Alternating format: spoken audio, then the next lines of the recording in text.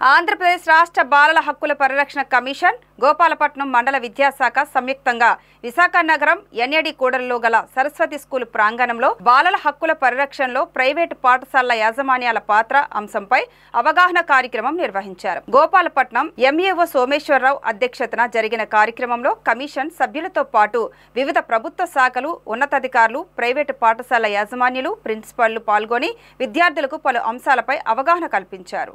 ఈ కార్యక్రమంలో ముఖ్య అతిథిగా పాల్గొన్న బాలల సంరక్షణ కమిషనర్ గొండు సీతారాం మాట్లాడుతూ దేశంలో ముఖ్యంగా రాష్ట్రంలో బాలలు మాదక ద్రవ్యాలకు, చెడు వ్యసనాల బారిన పడకుండా అవగాహన సదస్సులు నిర్వహించి వారిలో పరిణతిని పెంచడానికి కృషి చేస్తున్నట్లు వెల్లడించారు. 13 నుంచి 15 ఏళ్ల వయసులో 11% పిల్లలు చెడు వ్యసనాలకు బానిస అయినట్లు కమిషనర్ రిపోర్టు వచ్చిందని, వారికి సరైన దిశానిర్దేశం చేస్తున్నామని తెలిపారు. వైద్యులు, ఉన్నతాధికారులు పాల్గొని విద్యార్థులకు మంచి సలహాలు ఇస్తున్నారని చెప్పారు.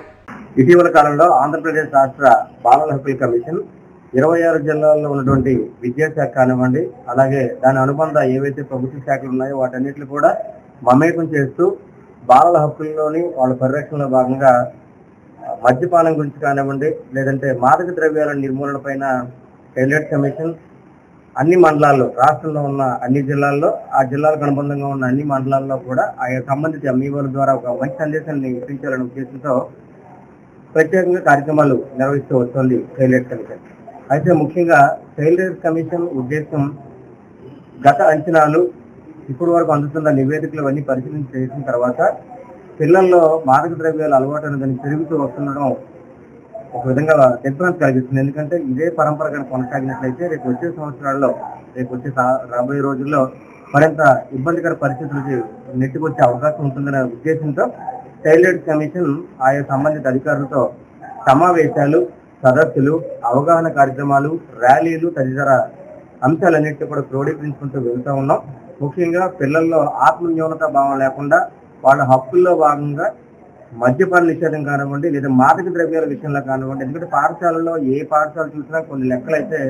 కమిషన్కి అధికారిక అంచనాలు అందుతున్నాయి. ఎందుకంటే 13 నుంచి 15 సంవత్సరాల లోపల పిల్లలకి 2021, 2022 ఆ సంవత్సరం చూసినట్లయితే దాదాపు 11 నుంచి 12% మంది పిల్లలు, అది ప్రైవేట్, ప్రభుత్వ, కార్పొరేట్ పాఠశాలను పక్కన పెట్టినట్లయితే ఈ పిల్లలు ఈ ఎడిక్షన్కి అలవాటు పడిపోయి ఇబ్బందులు పడడంతో పాటు వాళ్ళ ఆరోగ్యపరంగా కూడా చాలా హింసలు ఎదుర్కొంటున్నారని చెప్పి నివేదికలు తెలియజేస్తున్న ఈ పరిస్థితుల్లో ఆంధ్రప్రదేశ్ రాష్ట్ర బాలల హక్కుల కమిషన్ అయితే స్పష్టంగా ఆయా పాఠశాలల్లోనే, ఎందుకంటే తల్లిదండ్రుల దగ్గర పెరిగేది తక్కువ టైం, పాఠశాలలో విద్యను అభ్యసించేది ఎక్కువ టైం కాబట్టి ఆ 4 గోడల మధ్య ఆ పిల్లల తాలూకా అభిప్రాయాలు కానివ్వండి, ఆ పిల్లల తాలూకా ప్రేమను కానివ్వండి, ఆ పిల్లల తాలూకా ఏదైతే అంశాలు ఉంటాయో వివిధ అంశాలు, ఆ అన్ని అంశాలపైన కూడా ప్రహరీ క్లబ్ అనే తాలూకా ఒక క్లబ్ను ఏర్పాటు చేసి దాంట్లోని 20 మంది పిల్లల్ని ఏర్పాటు చేయాలని, దాంట్లో ఉపాధ్యాయులు కానివ్వండి, అదే దాంట్లోని పోలీస్ డిపార్ట్మెంట్ దాన్ని కూడా డిప్యూటేట్ చేయడం జరుగుతుంది. చైల్డ్ రైట్స్ కమిషన్ జిల్లా అధికారులతో చెప్పించి వీళ్ళందరూ కలిపి కూర్చొని 6 నెలలకి కొన్ని మీటింగ్లు పెట్టుకుంటూ, అలాగే వైద్యులను కూడా సంప్రదింపులు చేపిస్తూ, సైకాలజిస్టులు కానివ్వండి, సైకాట్రిస్టులు కానివ్వండి, అందరినీ కలిపి ఆయా ఏదైతే పాఠశాలలు ఉన్నాయో ఆ పాఠశాలను జాగ్రత్తతో వ్యవహరిస్తూ వాళ్ళ అవగాహన తీసుకొని రావాలనే ఉద్దేశంతో చైల్డ్ రైట్స్ కమిషన్ అయితే ఇటువంటి కార్యక్రమాలు నిర్వహిస్తూ వస్తుంది.